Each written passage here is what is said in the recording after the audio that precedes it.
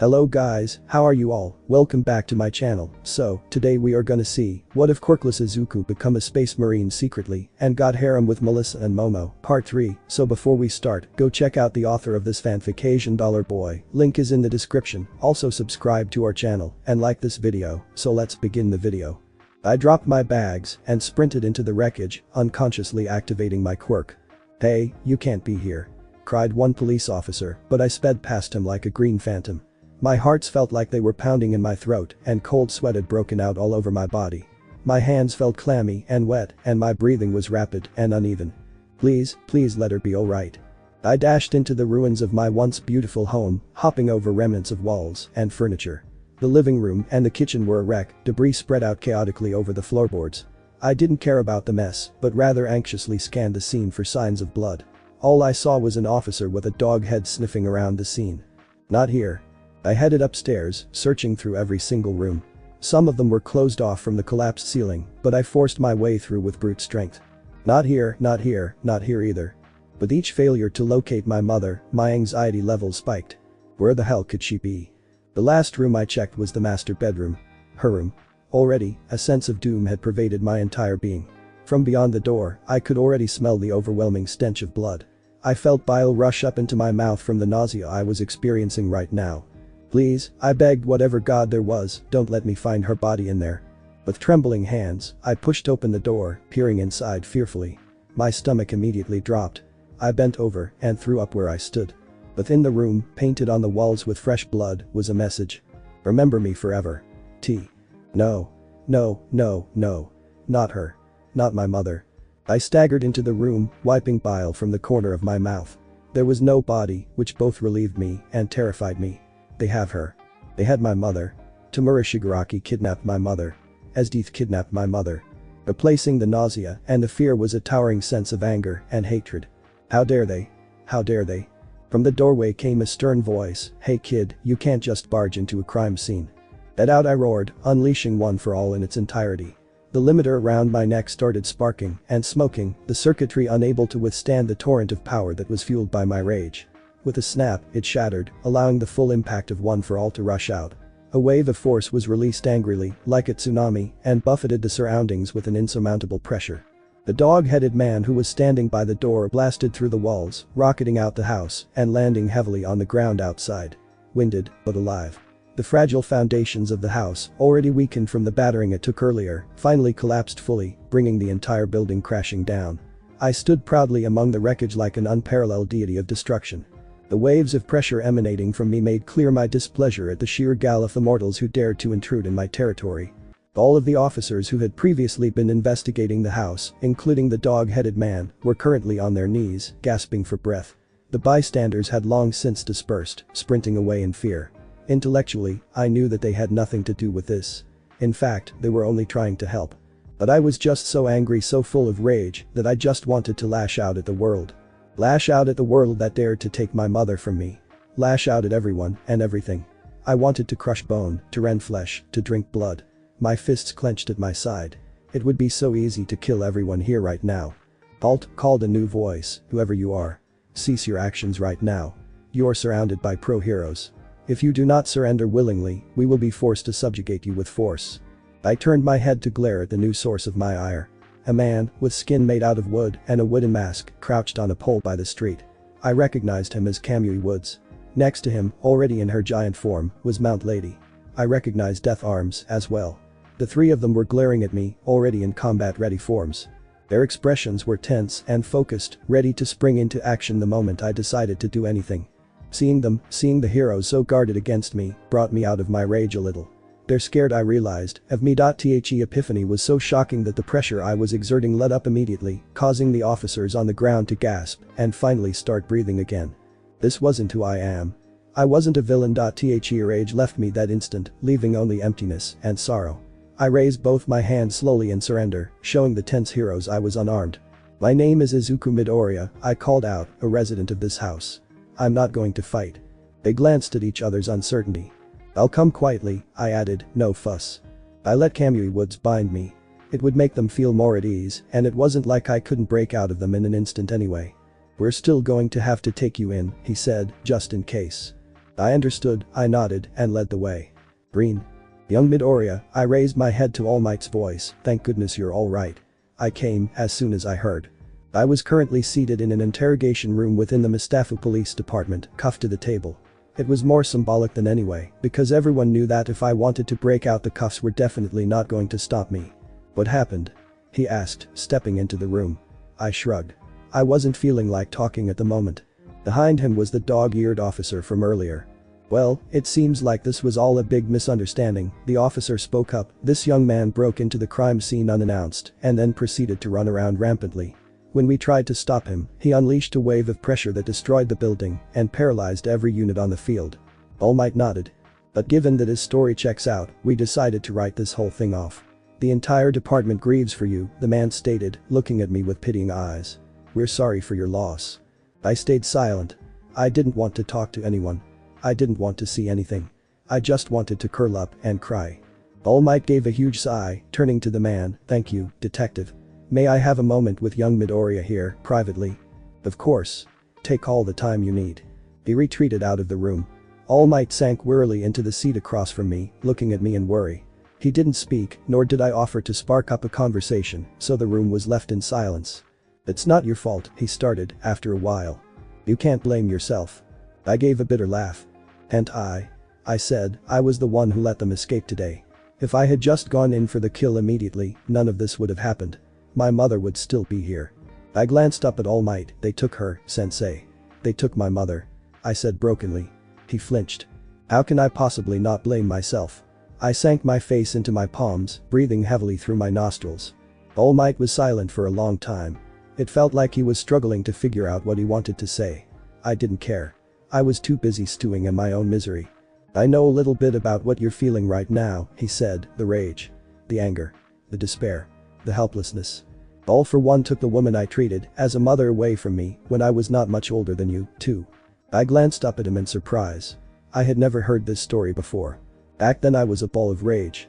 I wanted to seek revenge immediately, without regard for the law or anything. But Gran Torino stopped me. He beat the shit out of me, then he grabbed my shirt and said, save your power. All Might looked at me, that was the reason I went to America. I needed to train, to become more powerful, to hide my strength until I was strong enough to face All for One. So I understand your frustration, your urgency, your restlessness, Izuku, he said, but you cannot go seek revenge right now. Your anger is still too hot, the wound too fresh, you would inevitably do something you regret. I can't possibly do nothing, I protested, they have my mom. They could be doing anything to her right now. I have to save her. Yes, Inko Midoriya must be rescued with all haste, he agreed, but leave that to the pro-heroes. Leave that to the police department. I can't, I said, I can't trust anyone with this. This is too important. That is exactly why you must leave this to others, said All Might, you are too close. It will blind you. What's the point of having all this power if I can't use it to save who I want? I smashed the table, causing it to break down the middle. All Might didn't bat an eye. What's the point of any of this? Why I started sobbing. Why was I playing pretend hero at school while they hurt my mom? Why didn't I go straight home today? I should have been there to protect her. I failed her. I closed my eyes, internally imagining the agonized screams of my mother as Shigaraki tortured her. Izuku All Might gazed at me with sorrowful eyes. Stop telling me to sit back and do nothing. I yelled, standing up from my seat, I'm going after them, no matter what. You cannot, All Might said, you are still just a student. Not a hero. You are not allowed to use your quirk to fight. It is against the law. Screw the law right now. My mother's life is in danger. That is not the hero way. Saving my mother is the hero way. Then you need to redefine what it means to be a hero, right here, right now. All Might was incomparably serious when he said this. I had hoped to leave this lesson until a few years into the future, but it seems like time doesn't wait for anyone. He jabbed a finger into my chest. A hero's smile is like no other. We don't smile because we are happy, because we are joyful. No, that is the smile of a normal person, a civilian. Our smile is an attitude, a uniform, like the suits we put on to combat evil every single day. It is a symbol of peace, of strength, of safety. My master once passed these words down to me. A person who can smile is the strongest. Do you understand? Ask yourself this. Is a hero someone that will ignore the law at the drop of a hat when it suits him? What is a hero to you? What is justice to you? Every question was punctuated by another heavy jab into my chest. As your predecessor, I can give you power and guidance. But I cannot and will not teach you how to be a hero. That is something you must figure out for yourself. He turned and stepped out the door. I'll be outside. Come find me when you think you have an answer.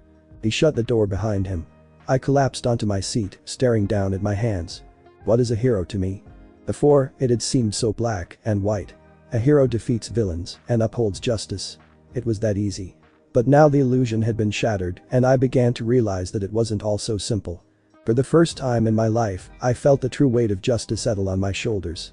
I could go and look for my mother right now, ignoring the law. I had the power and resourcefulness to do it, I was sure.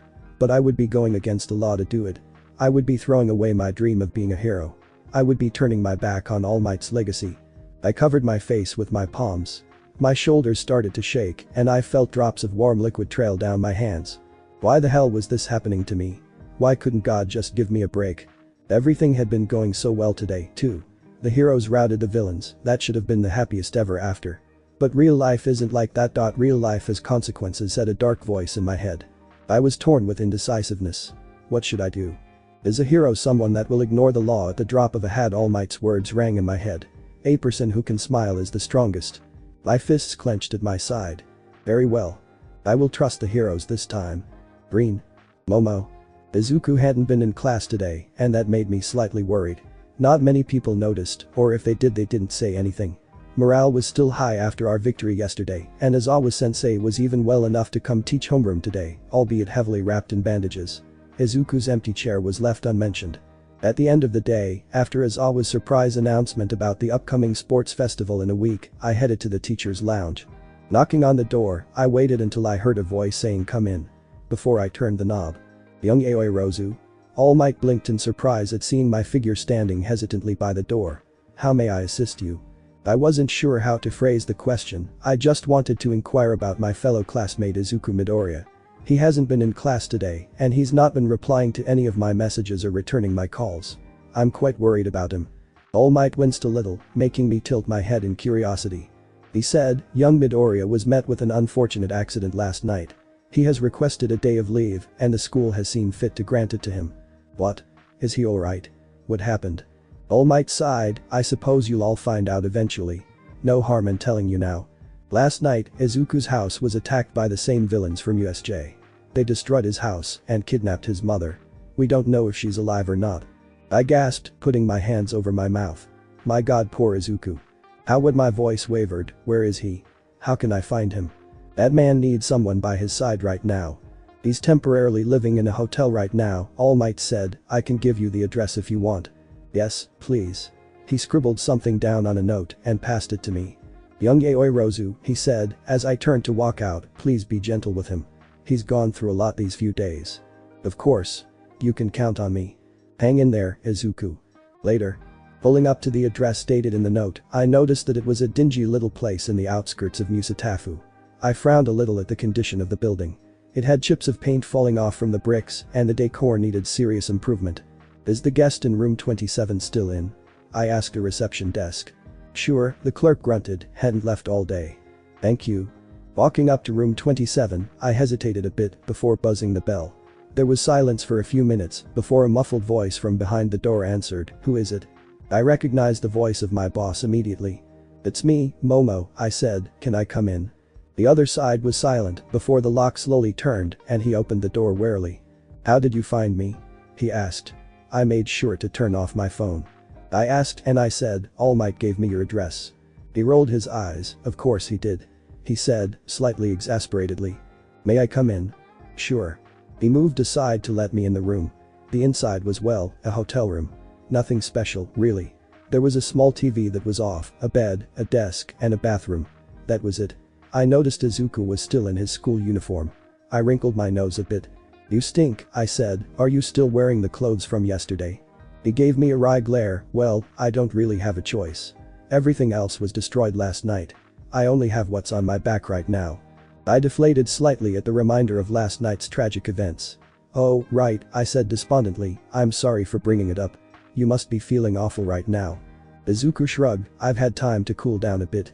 He gave a wan smile, it's out of my hands for now. I'm surprised you can still find the energy to smile despite the circumstances. I said. He gave a low, mirthless chuckle, a person who can smile is the strongest. He gave me a wide smile that was so fake it shattered my heart to pieces. "Oh, Izuku," I cooed, stepping forward and wrapping him in the biggest hug I could manage.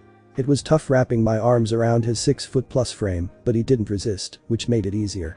I pulled his head down to my bosom, wrapping my arms around his neck and shoulders, rubbing the back of his head in small, soothing circles. His arms came up to wrap around my waist. We stood there, breathing through the moment.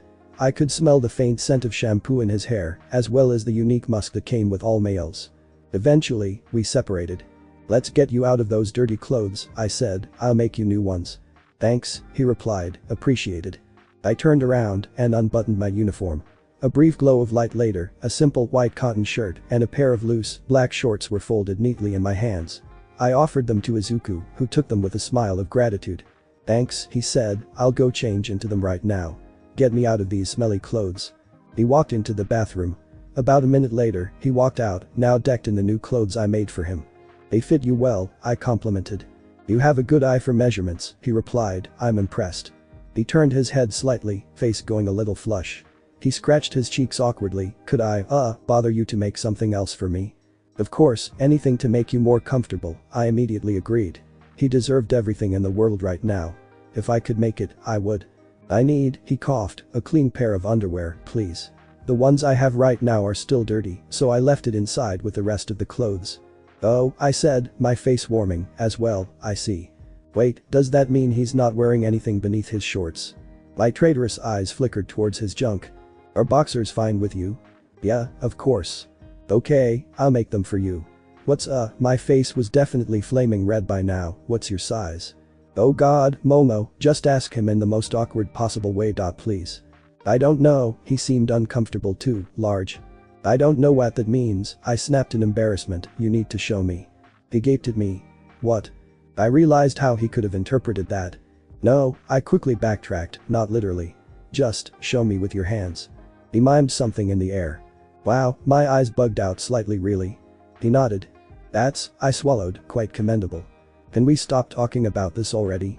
He snapped, "Just make it, alright." Oh, of course. One moment." He went back inside to change. While he was inside, I quickly pressed my palms to my face, only to groan when I felt how hot my cheeks were. They were practically radiators at this point. We avoided eye contact like the plague when he came back out, finally. After a short silence, he cleared his throat and said, "Take a seat anywhere, I guess. I'm sorry I can't offer you much, but would you like water or something?" "It's alright, Izuku, you don't have to do anything for me. I'm here for you, today. If you're sure." He sat down on the bed, fiddling with his hands. He seemed unsure of what to say. I sighed and sank down next to him, our combined weights causing a dent in the flimsy hotel mattress. I rested my head against his broad shoulders and wrapped my arms around his waist in a comforting hug. We stayed like that for a while, simply enjoying each other's body warmth. Eventually, he spoke up. "Momo, why are you doing this?" I tilted my head up to look at him inquisitively. "What do you mean?" "This," he gestured vaguely at our entwined forms, getting close to me, becoming my sidekick, comforting me. "Why are you being so nice? We've only just met. I'm practically a stranger to you." I hummed in consideration at his question. "Well, for some reason, you don't feel like a stranger," I said, "and I'm doing this because I'm your sidekick. And sidekicks stick by their boss through thick and thin." "Is that all the reasons? Just because you're my sidekick?" "Yeah, that's all." "I don't know." "Well, thank you then, for choosing me to be your partner." "Anytime." We hugged a little more, but eventually I had to leave. "I'll come back tomorrow to visit," I said. "Do you think you'll be up for school tomorrow?" He gave me a tired smile. "Maybe not tomorrow," he grinned, "but perhaps the day after." I nodded. "Got it," I said, "I'll take notes for you so you can keep up. By the way, the UA Sports Festival is next week, so you better prepare for that too." Izuku looked surprised. "So soon?" he asked. "Well, it looks like I should start training, then." "Well, I'll be leaving now. See you tomorrow." "See you." "And, Momo," he grabbed my arm. "Thank you." I gave him a coquettish wink. "Anytime." For the following week, I went to visit Izuku at his hotel after school every single day. He'd greet me by the door, invite me inside, and I'd then spend about an hour catching him up on schoolwork. I always brought an extra copy of homework with me so he could do them too. I'd hand them in for him the next day. After an hour of studying, we'd sit and chat a little bit about the day. I told him that the class had learned of what happened to him and were all sending him well wishes. He'd ask about my day and I would tell him about all the shenanigans Class 1A got up to. They're wild and unruly bunch, I told him. They need their class president to come back to put them in their place. The green-haired boy would always smile at this, shaking his head. Not yet, he'd say, just a few more days. We'd then go training together in preparation for the upcoming festival. He had a lot of ideas for my quirk and we tested them out in spars one by one. It was nice having an opponent I could go all out against without fear of hurting. We spent the week like this, the days passing by in a blur. The time I spent with him quickly became the highlight of the day for me, and I spent every minute of the day in anticipation of the bell ringing, signifying the end of school. The other girls caught on quickly, of course, a casual question from Asui, instantly exposing my whereabouts after school. The girls all gave me sly smiles as I hurried out of class every day, Ashido in particular winking exaggeratedly. They were still firmly under the delusion that Izuku and I were in a relationship, a rumor that I, to be absolutely honest, didn't really fight that hard to deny. I just sort of left it in an ambiguous state. Maybe I was secretly hoping, by virtue of everyone else believing it was true, that maybe it might become an actual reality one day. The rest of the week passed by quickly in a rose-tinted lens for me. Which was why I might be forgiven for my shortness of speech and curtness of tone when, on the Sunday before the festival, I walked into Izuku's hotel room to find him in tight embrace with a blonde bitch. Izuku, I began sweetly in a you better have a fucking good explanation kind of way, who's this? He looked up from his embrace and saw me, face breaking out into a smile. I wanted to introduce that smile to some 35mm caliber bullets. Oh, hey, Momo, pulling away from the girl, you're just in time. I wanted to introduce you to my best friend Melissa. The blonde girl turned to me and I swore there were sparks in midair as our gazes clashed. Hey Momo, she smiled, I've heard so much about you. Why don't you have a seat? Izuku and I will be with you shortly. Oh, that whore. Green. Izuku. I wasn't quite sure where the sudden smell of ozone in the air came from. All I knew was that I had probably fucked up, but in what way I wasn't sure. This morning, I was woken up from my slumber by the sound of knuckles rapping on wood. I assumed it was Momo at the door, so imagine my surprise when a blonde rocket launched itself at me the moment I unlocked the door. Melissa, I exclaimed, unable to hold back the surprise and glee in my voice. I joyfully returned the hug she gave me. Oh, Izu, she sobbed, I'm so sorry. I came as soon as I heard the news. What happened to Auntie Inko is just. Melissa and my mother had gotten really close during the brief time she stayed over at my place. She had taken to calling her Auntie Inko, which was a moniker my mother both loved and hated. You can just call me Mom, you know, Auntie Inko would always say, to our exasperation. Izuku and I aren't like that, Melissa would giggle, playfully swatting her on the arm, you know that. Yet. My mother would always reply, so what's wrong with starting a little earlier? Melissa curled into my arms, sobbing into my chest. What are we going to do? What if something horrible happens to her? I patted her on the back comfortingly. All Might is on the case, I said, we just have to trust him. She sniffled and looked up at me from her position, buried between my arms. Are you alright? She asked, concern evident in her eyes. I've had some time to calm down, I said, but I'm nowhere near ready to let this go. I'm going to find the perpetrators and I'm going to bring them to justice. I swear I won't rest a single night until I do. Melissa ran a hand through my hair. Oh, Izu, she breathed, I'm sorry I couldn't be here for you sooner. She threw her hands around me again. I allowed myself to indulge in her, smelling the citrusy shampoo in the hair. Melissa was as beautiful as ever, and it was always hard holding myself back when in her company. She used to haunt my dreams every night. Recently, though, a certain raven-haired girl was making her rounds more and more often in my dreamscape. It was at this moment, as if summoned by my mind, that Momo decided to grace my humble abode with her presence. Izuku, one word was enough to tell me there was going to be hell to pay. Who's this? Oh, shit. She was mad. Whenever she spoke in that really sweet demure tone, it was usually a sign of an impending crisis. Gingerly, I pulled away from Melissa. Hey, Momo, faking enthusiasm in my voice, you're just in time. I wanted to introduce you to my best friend Melissa. Normally, Melissa didn't have a problem with me referring to her as my best friend. Today, however, she gave me a dark glare when I said that, for some reason. Her gaze seemed extremely accusing. Hey, Momo, the equally sugary tone of Melissa was faintly ominous, I've heard so much about you. Why don't you have a seat? Izuku and I will be with you shortly. Oh yeah. There was definitely trouble. I don't know why, but the temperature in the room had suddenly dropped 100 degrees. I was almost tempted to look around to see if Esdeath had somehow sneaked in while I was paying attention. Green.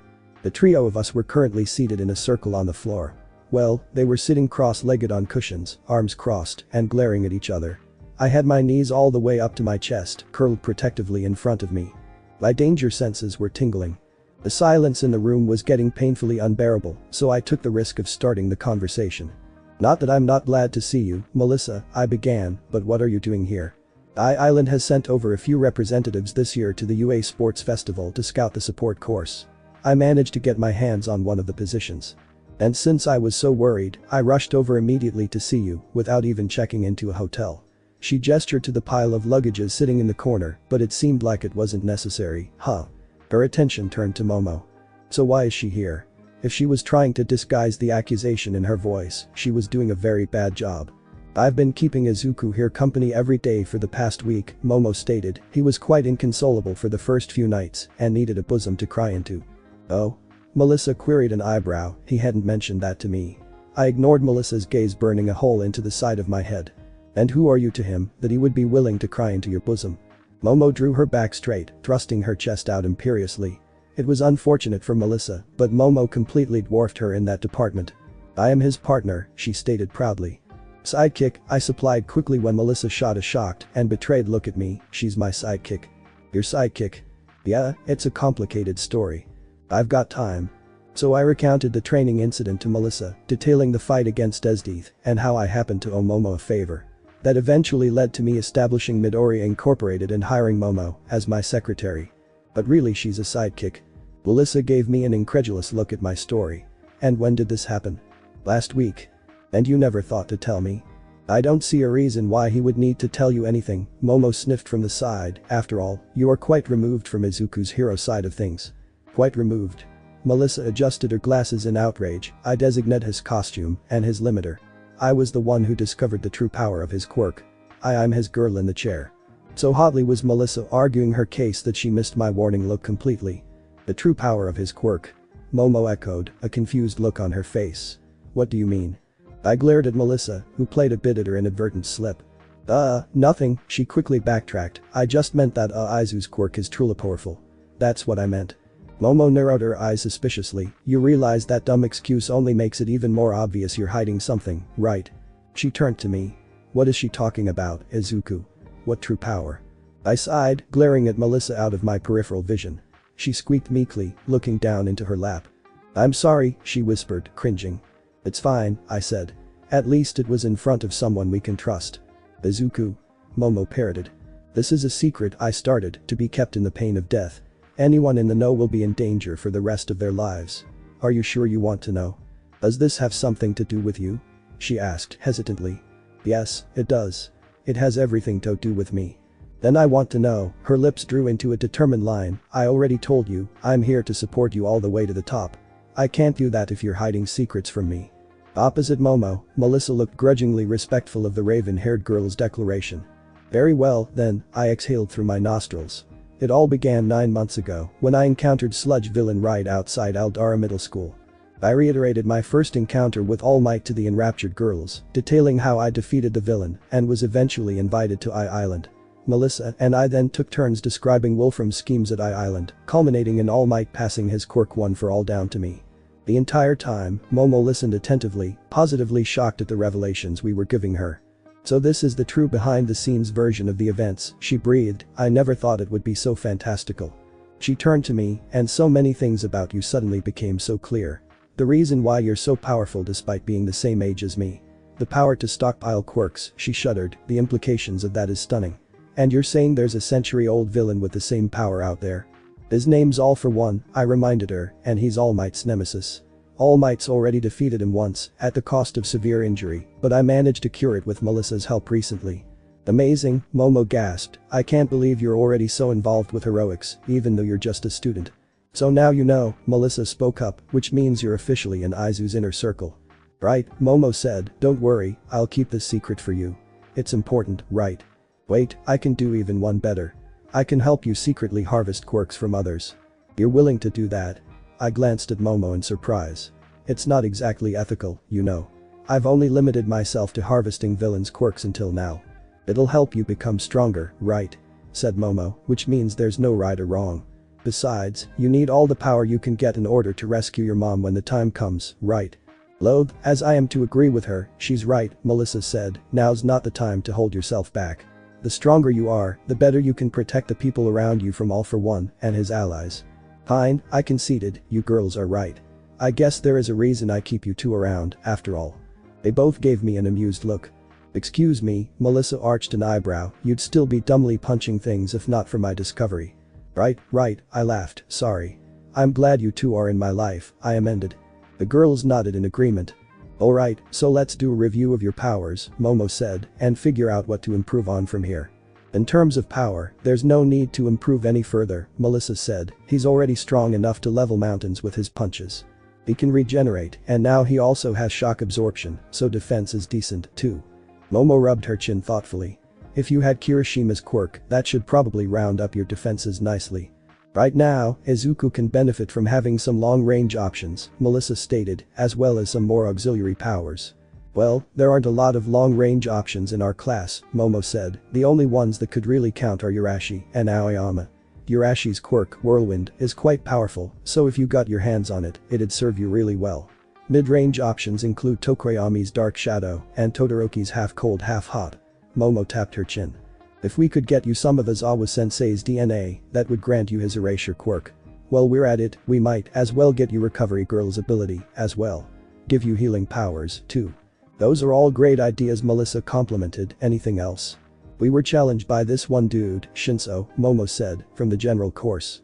I was curious about him because he had the balls to come up to our class, alone, to issue a challenge, so I did some discreet research. It turns out his quirk is quite useful. Hypnosis, she said, if he talks to you and you respond, you fall under his spell, and he can control your actions. My mouth gaped open, that is an absurdly useful power, I said, how is he in the general course? Momo shrugged, the UA entrance exams aren't very fair on those without direct combat quirks. Fair enough. Continuing, I nodded at her. You have a lot of combat abilities, but most of them are extremely powerful or extremely obvious. Momo said, if you want to hide your secret power, you need something discreet that will get the job done. Aizawa's quirk and Shinso's quirk perfectly fit this criteria. Melissa built on Momo's argument, and, we know one for all powers up a quirks it stockpiles over time. Your powers are just going to increase in strength for as long as you live. Eventually, they'll become so destructive you won't be able to use them without fear of destroying everything around you. Having these auxiliary powers will give you a non-violent solution. Those were all very good points. Alright, I said, you've convinced me. For the time being, my next step is to obtain those quirks. I looked at the two girls in front of me gratefully, you two are the most resourceful girls I have ever met, I said. Please stay by me forever. I meant every word I said. The two blushed faintly. Easy there, Tiger, said Melissa, don't try to bite off more than you can chew. I mean it, I said, there wouldn't be me today if it wasn't for you two. You guys are the true heroes. I'll stay by you for as long as you'll have me, Momo said coyly, it's not every day I find a tree with such a big shade to hide under, after all.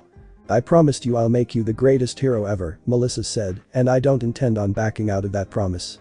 Thank you both. Seriously. Green. So what's the plan for the rest of the day? Melissa questioned. I turned to Melissa, I didn't know you were coming today, actually. I was actually planning on training with Momo to prepare for the festival tomorrow. It seems like you haven't found a hotel yet, Momo said to Melissa, why don't you get that taken care of? Izuku and I here will continue with our original plan. Melissa raised an eyebrow at Momo. Her eyes seemed to say, if you think I'll let you two be alone for even a second, you're sorely mistaken. Actually, I was planning on staying right here with Izuku, she turned with me, you don't mind, of course. No, of course not. Feel free. There's only one bed, though. That won't be a problem. This ain't the first time we've cuddled, she winked suggestively, loving the way Momo's complexion darkened. The smell of ozone was back in the air again, this time stronger than ever, so to prevent a disaster I threw out a suggestion.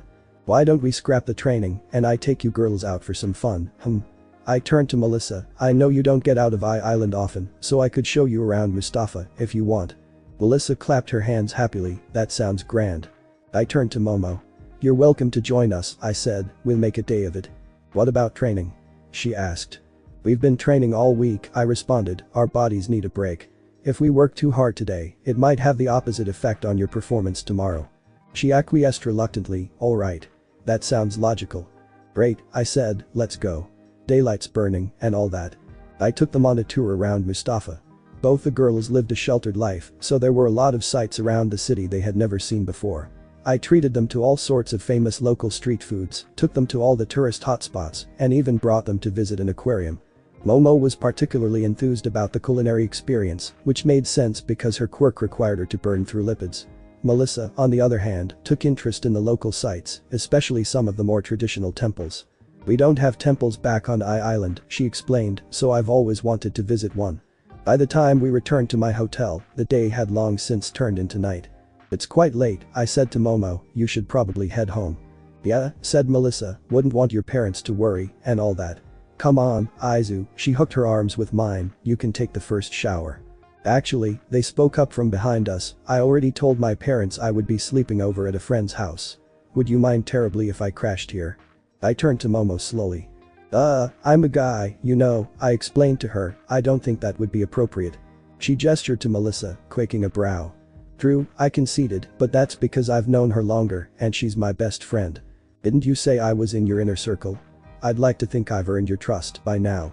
"Well, if she put it that way. Alright, I don't mind." I turned to Melissa, who was gritting her teeth in an imitation of a smile. "Sure," she ground out, "the more the merrier." We all headed inside my room and took turns washing up and preparing for bed. "You two can take the bed," I stated, flipping off the lights one by one, "I'll just sleep on the floor." "No way," Momo immediately protested, "I can just create a sleeping bag or something." "Nonsense," I waved her off, "I couldn't possibly make a lady like you sleep on the floor while I take the bed." We bickered back and forth before Melissa's annoyed voice cut over our argument. "Well, why don't you both take the floor and I take the bed? Case closed." Saying that, she threw the covers grumpily over herself and fell silent. Momo and I shared an amused look and took her suggestion. With a glow of rainbow light, Momo created 2 sleeping bags. "Here," she handed me one. "This is humongous," I said, "it could easily fit 2 in there." She gave me an innocent look. "You're a big boy," she said, "I just wanted to make sure." I glared at her suspiciously, but eventually let it go. I was tired anyway. "Good night, ladies," I yawned, settling into my sleeping bag. "Night," were the responses. I woke up the next morning seeing both raven and blonde locks resting on my chest. Green. Somewhere unknown. Inko Midoriya fluttered her eyes open drowsily. "Where the hell am I?" she thought. Blinking away the fog in her eyes, she focused her attention to her surroundings. What the why was she bound up? She seemed to be bound to a bed of some sort in an unfamiliar room. It was sparsely furnished, and all the furniture was made out of intricately carved wood. A small desk lamp illuminated the room with a soft yellow glow. However, Inko only dimly registered these details, as most of her attention was focused on the racks upon racks of bladed tools hung on the walls. "Finally awake, I see," a soft voice drew her panicked attention. Inko focused her eyes on a blue-haired teen, sitting straight-backed on a wooden chair, arms supporting her knee over crossed legs. Mama. Who are you?" she tried to say through the gag in her mouth. The blue-haired girl reached over and undid the gag, gently brushing her hand over Inko's head. "My name is Esdeith," she introduced, "I'm a friend of your son." "Who are you?" Inko gasped, "Why did you bring me here?" "I'm afraid it wasn't my idea," Esdeith sighed, "I was under orders." "Orders?"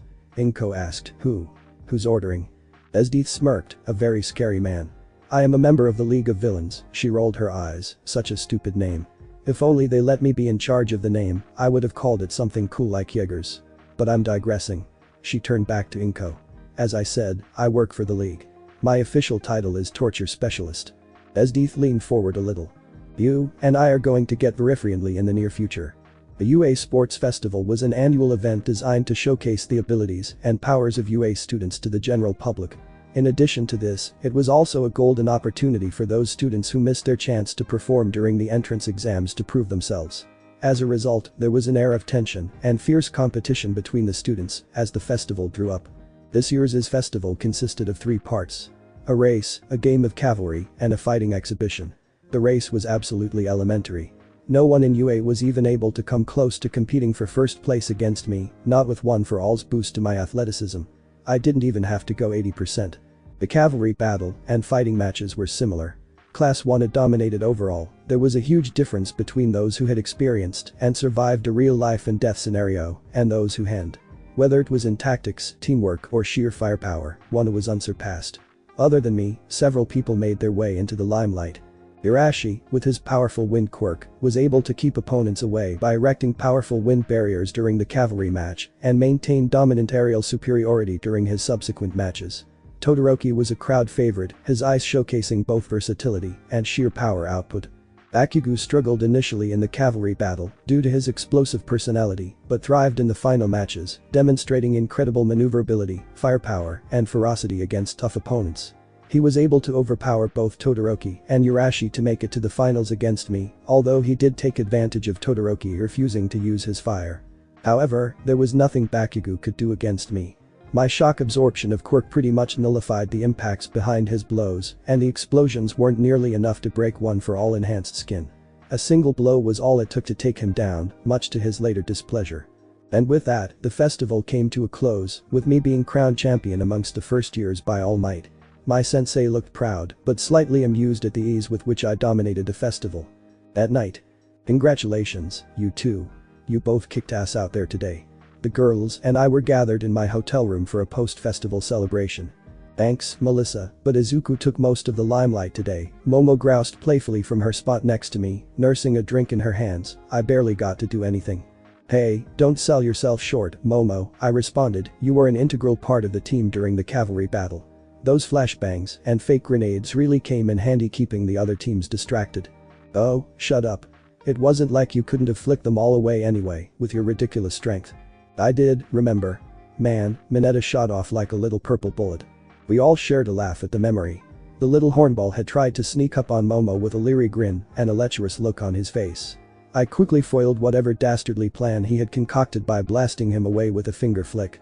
Oh, how I wish I had a quirk too, Melissa sighed wistfully, that way I could be out there, next to you guys. You wouldn't have been in our year anyway, even if you did have a quirk, you old hag, Momo commented snidely, so keep on dreaming. Melissa froze and narrowed her eyes at the, I'm only 3 years older than you stupid bitch, so if I'm an old hag, then you are too. Oh, really? One really wouldn't have been able to tell. I would have thought you were already middle-aged, judging by the way you dress like a sexually repressed midwife. Sensing an impending headache, I quickly played mediator, ladies, let's save the fireworks for later, eh? Why don't we talk about business? The girls glared at each other, but acquiesced and backed down. Here, I was able to gather DNA samples from the people I fought, including Bakugo, Todoroki, and Shinso. I showed the girls my spoils of the day. Think you can do something with these, Melissa? The blonde girl glanced at the glass tubes I was holding out. Each one had a different colored strand of hair inside and were labeled accordingly. Yeah, these are more than enough. What about you, Momo? You guys underestimate me. I have, of course, accomplished my duty perfectly. She held out several glass tubes. No one suspects the vice president. I got Tokoyami's feathers during my match with him. I first blinded him with flashbangs, which neutralized Dark Shadow, then while he was visually and auditorily incapacitated, I took advantage of the opportunity to enter close range. I was able to obtain a feather that way. Yes, I shuddered slightly at the memory, but did you really have to beat him with a brick, though? I remembered the shocked silence of everyone in the crowd, including the commentators, when Momo approached the blinded Tokoyami and clocked him repeatedly with a brick, all with a calm and serene smile on her face. Every time Dark Shadow tried to emerge, she would drop a flashbang, sending the poor shadow entity screeching in hasty retreat. Also, due to the large set of noise-canceling headphones on her head the entire match, she couldn't hear Tokoyami's screams for mercy either, which prolonged the dark-feathered student's misery. The poor bird boy was probably traumatized for life after that experience. I thought it was the most economical choice, given the situation, Momo professed, given that I had no idea how many flash grenades I would have had to create. A brick is quick and easy to make and doesn't require much thinking, so it was naturally my first choice. Next, Kirishima was even easier. I just intercepted the meaty bots while they were carrying him off stage after his fight with Tetsutetsu and harvested his hair right there. Melissa hummed and picked up a vial from Momo's hands, regarding it curiously. Irashi. Isn't this the dude with the wind quirk? How'd you get his hat? He has one that he likes to wear, so I asked to borrow it for a second. I scraped some skin cells off the inside when he wasn't paying attention. Nice, I said, so now we have explosion, hardening, half cold half hot, whirlwind, and dark shadow. That's almost everything I need, right? Momo smirked, not so fast, darling. Here's an extra present. She held up a glass tube. I went to the classroom after the festival and took this from inside Aizawa-sensei's sleeping bag. A long strand of dark hair was visible through the clear tube. "This is the famed erasure quirk," she said. "With this, you'll pretty much be invincible against quirk users." Momo looked at me with an expression that seemed to praise him. She looked so adorable, and I was so excited from the excellent news that I couldn't help but reach over and sweep her into a crushing hug. Beep. I brushed my lips against the dark and silky strands of hair atop her head, murmuring, "Ooh, my dear sidekick has worked hard today, hasn't she? She deserves a reward for all the work she's put in." "Wait, this is I'm not ready." My hard Momo struggled to escape my grip, her face red as a tomato. I felt a pinch on my sides. Melissa was glaring at me coldly, her face contorted into a slight pout, her eyes as frigid as a blizzard. I grinned and pulled her in as well, and for a short while the room was filled with shouts of struggle and general chaos as the girls struggled to escape my embrace. After some roughhousing, we settled down, the girls looking ruffled and disheveled like disgruntled chicks. They were both giving me the third degree, although the blushes on their faces gave away their embarrassment. "Harem," Melissa blew a blonde strand away from her face. "Let me get these vials started, then. We'll do the honors tonight." She glanced at me. "If you please." "Sure." I raised my hands, and a black mist emanated from my palms, flowing outwards to form a human-sized portal behind Melissa. "Pick me up in an hour. I should be done by then." "Sure." An hour later. Momo and I had been passing the time by watching the news together. We were curled up on a couch, her body resting against mine, with a blanket wrapped around us. The screen was replaying scenes from the festival earlier today, and we got to see some clips from the higher years as well. 3 students in particular garnered my interest. Mirio Tagada, Tamaki Amajiki, and Najire Hato. They were in their 3rd year this year. I got a text from Melissa telling me she was ready to be transported, and a moment later, she appeared through a black portal. She appeared slightly dissatisfied with the way Momo was curled up against me, but held back from saying anything in lieu of holding up a case. "This is it." Momo and I shared a glance and disentangled ourselves from the couch.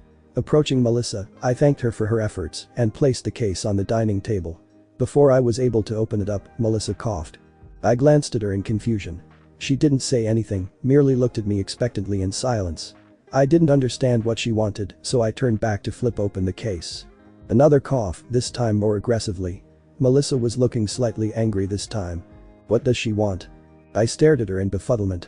Her body posture was strange. It seemed expectant, like she was waiting for something. From the way her eyes seemed to slide over to Momo, who was standing there beside me, though. It can't be. Was she jealous? Melissa? I couldn't be sure. I opened up my arms hesitantly. Only for a blonde missile to launch itself into my chest. It seemed like she was waiting for me to do just that.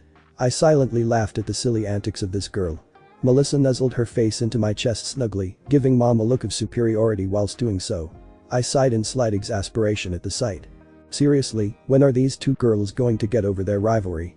"Alright, enough," Momo eventually stated. "Are we going to do this tonight or what?" Melissa gave my butt cheeks a cheeky squeeze before darting away. Fine. Inside the case were 6 vials labeled. Erasure, Explosion, Half and Half, Shadow, Wind, and Voice. But in each vial was a clear liquid. I was familiar with the song and dance by now. "Cheers," I told the girls before chugging down the vials one by one while the girls watched in silent anticipation beside me. "Well?" Momo questioned after a while. "How do you feel?" I'm not sure," I said. "I don't feel any different." Melissa frowned. "Why don't you try doing something? Isn't that the best way to test if everything is as it should be?" "Here, try using erasure on me," Momo said. "I'll try creating something." So I was about to answer when a wave of nausea hit me like a truck. My vision swam, and the room began to distort slightly. Rivulets of sweat poured down my face as a burning sensation began to emit from within my body. The pain was indescribable, like a fire had been started inside my body. My blood felt like it was boiling, and a pressure was building up behind my eyes, which felt like they were about to pop out of my skull. "Izuku. Izuku," Melissa's concerned voice sounded far away. Quick bed burning up, hurry. Their panicked voices started fading away as darkness engulfed my vision. "Green. Fool." The voice brought me out of my slumber. Well, where am I? I was standing in a dark expanse. Space seemed to stretch out in all directions infinitely. I couldn't tell what I was standing on, or if I was even standing at all, because it was infinite blackness all the way down, too. "You're a fool." The same disembodied voice rang out again. "Who are you? Show yourself." I cried out into the darkness.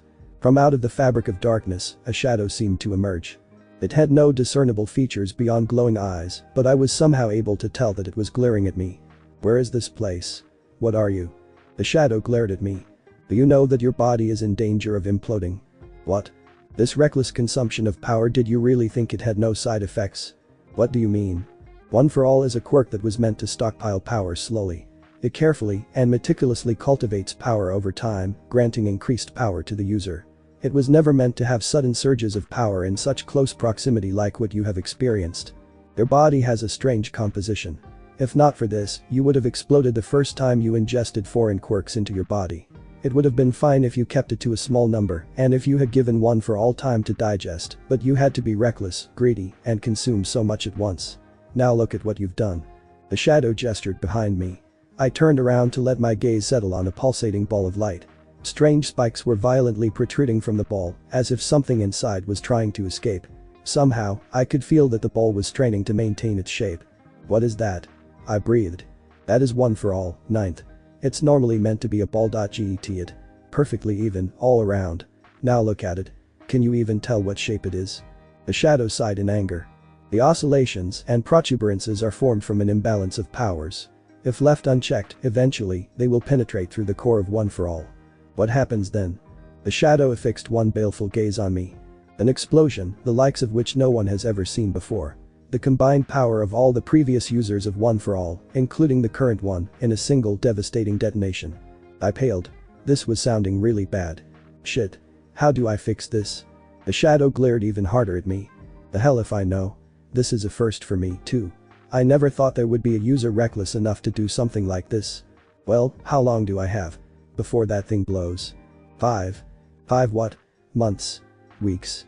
4, 3, 2. Wait, seriously, that's all I have. I was obviously just scaring you. If we do some emergency treatment, we could probably stretch the time limit to roughly 3 months. You need to figure out a way to fix this before then. 3 months, that's tight. Ugh, I sighed, putting one hand on my forehead. This was my fault. How could I possibly believe that such a convenient ability had no drawbacks? I was blinded by the possibility of power and lost myself. Now I've endangered not only myself, but possibly everyone around me with my recklessness. What kind of emergency treatment? The powers you have right now are like a plate of loose sand. We need to mold them together to create a proper foundation. Keep in mind this is a temporary solution. Eventually, they're supposed to all merge into one ball, but for now, we'll have to settle with leaving them broken up in pieces. As the 9th, you added 9 new quirks to One for All. Try to combine some of them and lower the number. It'll be easier for the core to digest eventually that way. Combine. Like putting 2 quirks together to make a new quirk. Yes. That's exactly what I'm saying. But how do I do that? What? Afraid of getting your hands dirty? Just get in there and use your hands, you stupid brat. The shadow booted me roughly towards the core. Ow.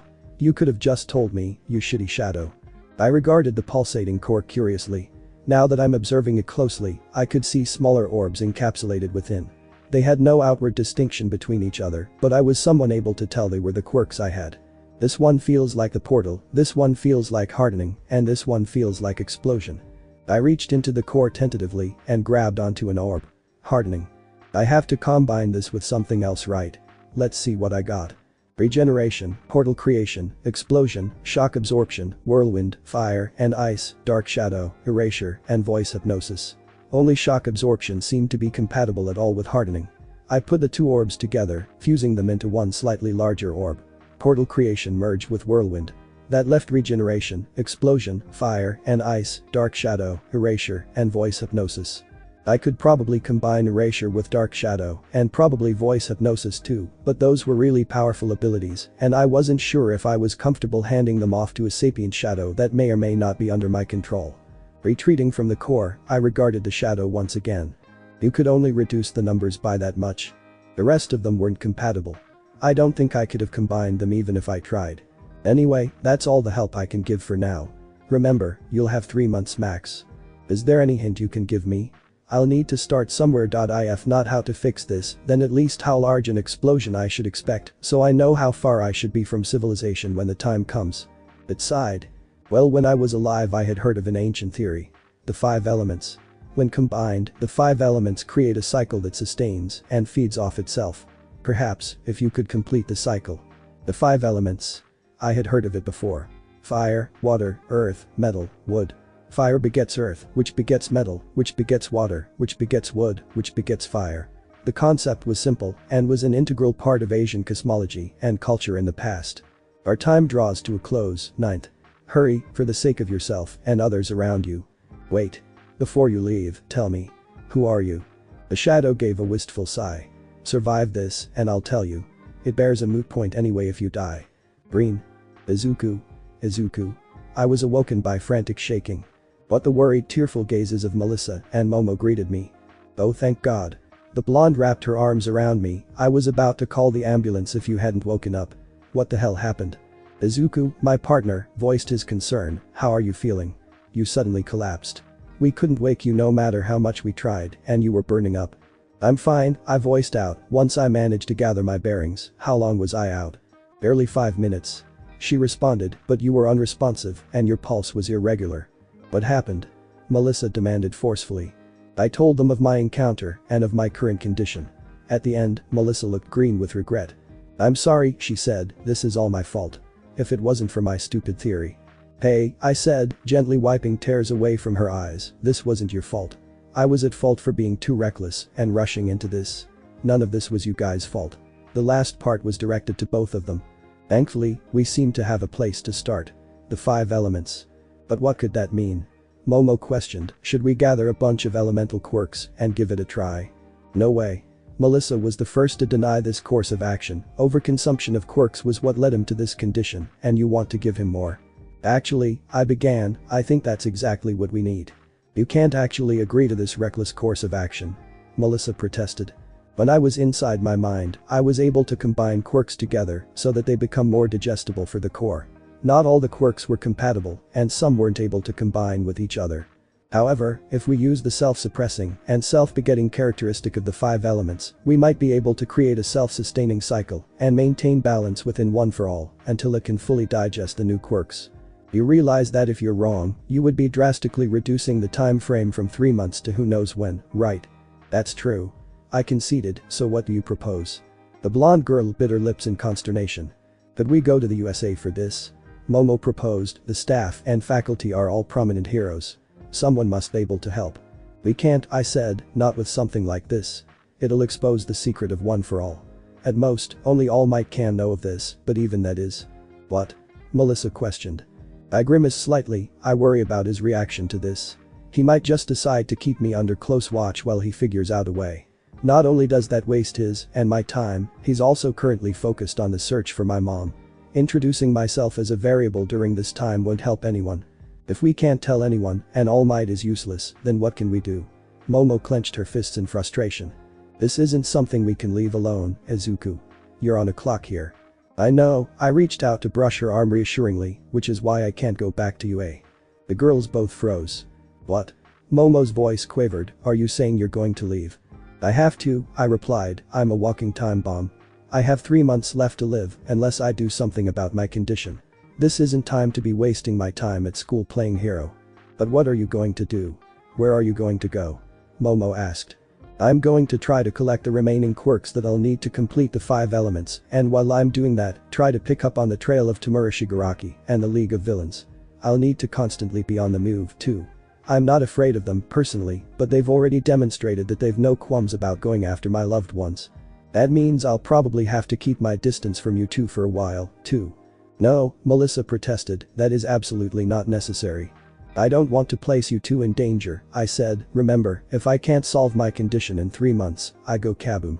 If you two are around me at that time, I can't guarantee your safety. I'm coming with you, Melissa said, this is non-negotiable. Well. This situation is, in some part, my fault too. Besides, if you leave me here, there's no guarantee that I'll ever see you again. She looked at me with slightly watery eyes. Between a lifetime of never seeing you again, I'd rather take my chances with 3 months of life with you. Melissa, I was touched. I'm coming too, Momo chimed in. You too? I feel the same way, as Melissa, Momo stated, and besides, I'm your partner, remember? I'm going to stick by you through thick and thin.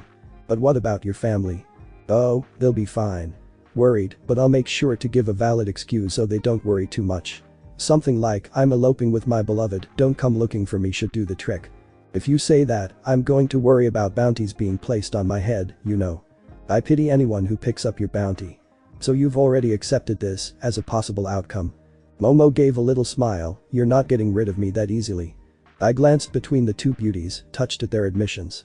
You realize this will be a life on the run, right? It won't be easy, and there won't be any turning back once we embark on this path. Stop being dramatic, Izuku, Melissa snorted, when do we leave? Green. An unknown location. How goes the investigation, Esdeath? Tamura Shigaraki questioned the brunette impatiently. It's dragging on. Have you located Izuku Midoriya's whereabouts? The lady in question rolled her eyes. Patience, Shigaraki. These things take time. The heroes and the authorities seem to have taken steps to protect his information. I will need a few more days. The boy hissed in frustration, that is what you told me last time. And the time before that. Are you actually this incompetent? Her eyes immediately transformed into icy flints, boring into the young villain with all the intensity of a raging blizzard. Watch your tongue, you impertinent imbecile, she seethed, remember that I work for your master, not you. You would do well not to anger me. Right now, I am still a much more useful chess piece than you are. Shigaraki sneered, so you say. However, I wonder how long that will last. Esdeath narrowed her eyes further. What are you insinuating? Just that you have been keeping some interesting secrets from sensei. Secrets like your ability to freeze time. It is no secret, Esdeath declared, I only never deemed it necessary to use until my fight with Izuku Midoriya. Yes, but it is still an interesting tidbit of information you withheld from my master. The ability to stop time, Shigaraki snickered, why, even someone of sensei's means wouldn't be able to defend against that. I wouldn't be surprised if, one of these days, he summons you for a visit. Esdeath glared coldly, I see what you're trying to do, Shigaraki. It's not going to work. Leave my sight before I freeze you. Don't say I didn't warn you. And what of our prisoners? I haven't seen her since you brought her in. For good reason. We need her alive to use as leverage against Izuku Midoriya. If I left you alone with her she'd break in 2 minutes. There's plenty of ways to ensure someone stays alive whilst playing with them. Enough, Esdeath announced, Inko Midoriya is Midoi. Keep away from her if you value your life. So cocky and confident, Esdeath, Shigaraki murmured, turning to walk away. I wonder how long you can keep up the act. The noose is ever tightening. Mehahaha. Esdeath followed Shigaraki's retreating figure with a frigid gaze until he was out of sight before releasing a quiet sigh. What an annoying fellow. She wasn't used to tiptoeing around people like this. Brusque, as her interaction with Shigaraki might have seemed, this was actually her being intentionally delicate with him. She knew that she was on thin ice right now. He was right about one thing. I'm definitely on All for One's radar now. Before, she had only demonstrated the ability to generate ice as her quirk. Powerful, but ultimately not something that All for One would be interested in. However, the time stop ability threw a curveball into the equation. It was a devastatingly powerful assassination tool, undefeatable if you didn't know of its existence. To this day, Esdeath had never failed to end someone with her time freeze until she met Izuku Midoriya. It was her greatest trump card and her greatest equalizer. But now All for One knew of that trump card and would be on guard against it. Worse, he would covet it. Alone, Esdeath knew she was no match for that century-old monster, not to mention his freakishly powerful servants. She would need help. But who from? She had no friends. Her colleagues were all loyal to All for One. And who in the world was strong enough to protect her from the clutches of the greatest evil? All Might? Perhaps. But the symbol of peace was rumored to be weakened, and approaching him was equivalent to handing herself in to the authorities. No, All Might wouldn't do that. The rest of the top heroes were useless too, in that regard. So who else? Only one person came to mind. The only person who survived Mahidoma and lived to tell the tale. The miracle child. Izuku Midoriya. Only he was in the unique position to help her. That was why Esdeath had taken it upon herself to shield Inko Midoriya in any way she could. The orders to kidnap her were absolute and she couldn't disobey them openly, but afterwards. She used her reputation as a skilled torturer to sweep Inko Midoriya under her jurisdiction and forbade all other League members from approaching under threat of death. She needed Inko Midoriya healthy and safe, such that when the time came, she would be able to use her to appeal to Izuku Midoriya. In addition, she had volunteered herself for the mission of locating the Green Wonder. This served a double purpose. To buy herself and Izuku time, as well as giving her the opportunity to be the first in contact with him, should she find him. Esdeath clenched her fists. This is embarrassing, having my life be dictated by someone else. But I've no choice to bow my head for now. Izuku Midoriya. I'll help protect your mother for now.